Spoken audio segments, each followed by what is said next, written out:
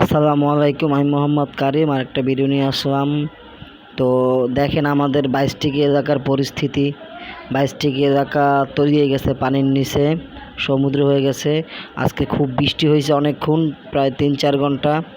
মানুষের বাসা বাড়ি সব ডুবে গেছে, গার্মেন্টস সব ছুটি দিয়ে দিচ্ছে। দেখেন আমাদের এই যে গার্মেন্টসের বুইন ভাই, তারা বাসায় যাচ্ছে কেমনে বৃষ্টিতে ভিজা। আর কিছু করার নাই, এখন আমাদের এলাকায় এরকমই, একটু বৃষ্টি হলে এরকম পানি হয়ে যায়। তো কি আর করার, আমাদের ভাগ্যে আমাদের কপাল সবই এরকমই, তাছাড়া আর কি বলবো। এই যে ভ্যানে পারাপার করে 20 টাকা করে, দেখেন এটাও একটা ভালো ব্যবসা। যাক, এলাকার পরিস্থিতি এরকমই, এটা নতুন কিছু না যে আজকে বলতেছি যে আজকে প্রথম হয়েছে। এরকম আমাদের এখানে বৃষ্টি হলে এর চেয়েও পানি বেশি হয়। আসলে মূল কথা কি, পানি নামার জায়গা নাই আমাদের এখানে। এখানে পানি নামার জায়গা নাই, তাই সুয়ারেজ ব্যবস্থাও ভালো না। ড্রেনগুলো সব ভরে পানি উঠে, বা উঁচার পানিগুলো নিচে চলে আসে আমাদের এখানে একটু নামাতো, তাই কি আর করণীয়। অবস্থা এরকমই থাকতে হবে। আমরা খুব কষ্টে আছি, এটা মানুষ দেখুক, তাছাড়া আর কিছু বলারও নাই, কিছু করারও নাই। গ্যাস থাকে না, এই পানির এই পরিস্থিতি, বৃষ্টি হলে আর কি করব। যাক, আল্লাহ তাআলার উপর থেকে তো পানির বৃষ্টি আসছে, এটা তো আর কারো দোষ দেওয়া লাভ নাই। কারো দোষ নাই, আমাদের কপাল পোড়া, এই আর কিছু না।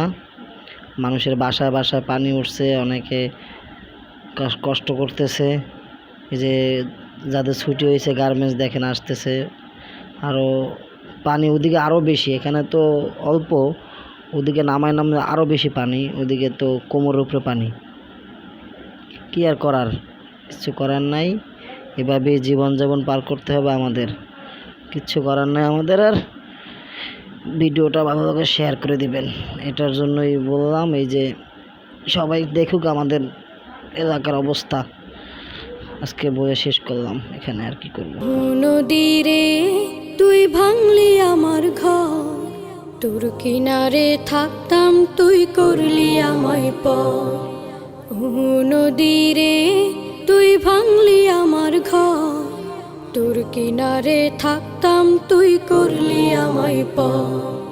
সকাল দুপুর সাঁঝে তোর কিনারে বসে, সকাল দুপুর সাঁঝে তোর কিনারে বসে করতাম কত গুণগান তোর।